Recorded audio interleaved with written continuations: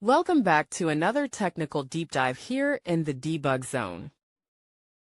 Today we're tackling a big question and breaking it down with insights from other users. Hopefully this clears up some misconceptions and helps you get the answer you need. So buckle up, stay a little curious, and let's jump right in.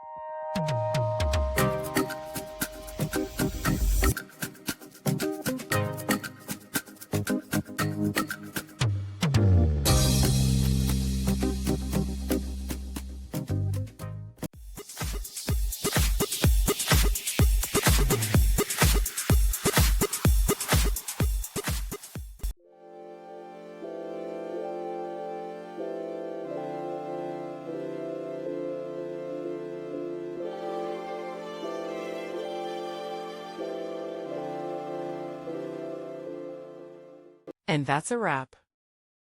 I hope you found the answer you were looking for. If you did, take a second to hit that subscribe button. It really helps out. And let me know in the comments which solution worked best for you. See you next time in the debug zone.